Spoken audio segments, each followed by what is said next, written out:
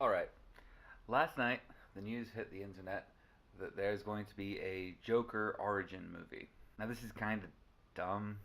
The Joker's a really terrible choice to make an origin story about. I mean, kind of a big theme of his is not having one. But if we're going to have one, here's how I think we should do it. First off, Joker should not be the protagonist. The Joker shouldn't be the protagonist of anything. The Joker works best as somebody that other characters can observe. Because as a really good villain, he says more about the people that observe him and interact with him than he necessarily does say on his own.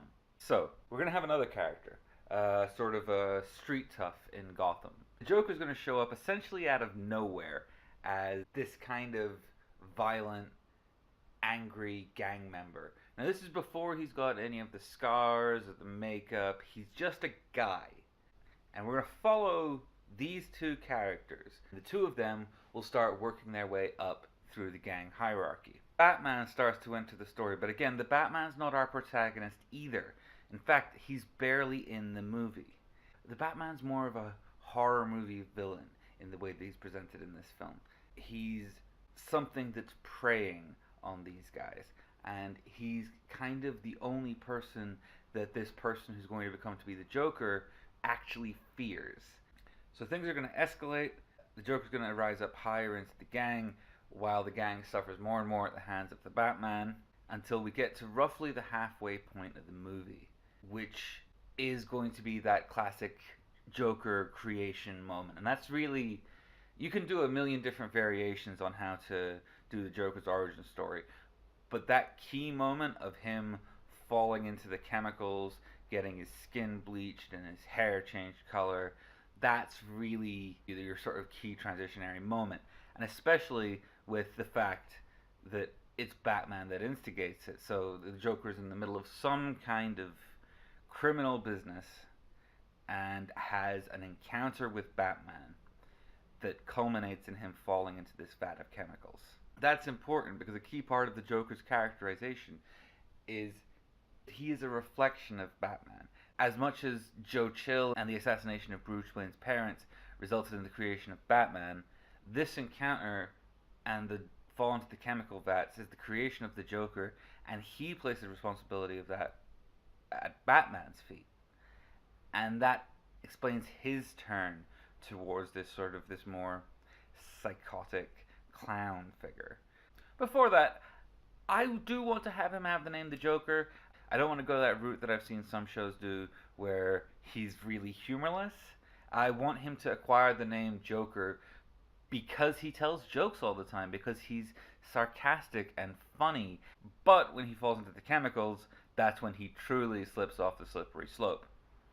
So, at this point, the Joker's gone full psycho, and him and his friend, our prospective character, they start rising through the ranks. He starts bumping off the members of the gangs above him, and starts moving up towards being the key criminal figure in Gotham.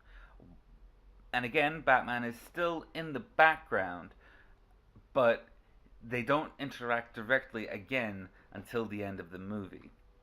So the Joker is trying to seize more power, but is constantly finding himself undermined by the Batman. And it's at this point you can work in a few of the other references to Gotham City. You could have cameos by guys who are clearly intended as analogs for the Riddler, or you could have a Harvey Dent showing up. You could have loads of different characters. You could make a sort of a gang war between the Joker's forces and the Falcone family. You could basically work in all your sort of little lore pieces here. But then we build up to the climax of the film. The Joker starts planning something, some kind of criminal scheme that's so dreadful and so bad, but also contains no financial benefit for the gang. There's no reason to do this aside from the Joker being the Joker and just generally being cruel and evil.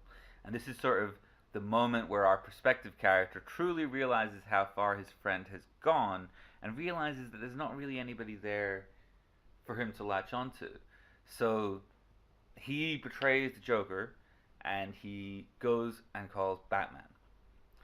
Batman comes after the Joker. Before he gets there, our prospective character confronts Joker and gives him a chance to back down and turn himself in, at which point the Joker kills him. At that point, it then moves from following the perspective character to following the Joker himself, and it goes full horror movie in our presentation of Batman.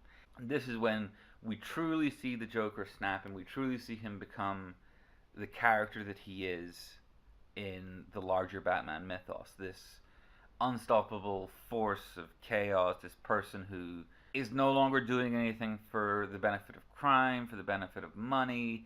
He's doing it purely out of like sadism and being opposed to the Batman. And the film ends with him being caught. And of course, we need a little sequel hook, something to tie it into the rest of the Suicide Squad movies and things like that. So the last scene in the movie is the Joker being interviewed by Harley Quinn for the first time, or by Harleen Quinzel. So, what are the benefits of doing the film this way? First of all, giving the Joker an origin story. It was done in The Killing Joke, and it's very good in The Killing Joke. But even in The Killing Joke, there's the phrase, I prefer my past to be multiple choice. Because giving the Joker an origin story kind of diminishes him. So, let's not do it. Let's do the origin of the Joker as a force in Gotham, but let's avoid explaining him as an actual, where he came from, where he was as a person. 2. Batman as the villain. Now, I say villain, it's really more of an anti-villain in the larger context. What's the trope term for it? Hero antagonist? So Batman kind of built his reputation on being scary. He's supposed to be a scary force for criminals. And I think that we've become so familiar with Batman over the past few years that that's kind of been forgotten. That Batman being framed as this kind of scary thing that criminals are genuinely afraid of is kind of something that gets lost in most of the modern portrayals of him. So we could get back to that, because by presenting the story from the criminal's point of view, we see Batman as this horrifying force, this creature that comes out of the darkness. And the third reason to do it this way is that currently the rumor mills appear to be implying that the director for this film is going to be Martin Scorsese, which is insane. Martin Scorsese doing a Batman spin-off movie sounds like the kind of thing that would be presented as a joke in a sketch show. But if it's gonna happen, this is almost kind of a Goodfellas style movie, except that one of the character's friends turns fully insane supervillain at the midway point in the story, and they're being stalked by a Batman. But in terms of presentation, you can absolutely continue to present this as a Goodfellas style gritty crime drama, which I think could be a really good film. Now, maybe I'm being optimistic. I've got a bit of a tendency to be optimistic about the DCEU films, in spite of everything, because barring Wonder Woman, they've been fucking garbage. But I'd really like this film to be good. And I think that film I just described would be a good movie. So hey, DC, maybe give me your money. I don't know about this Hangover guy. I didn't really like his movies very much. But I'll write this for you.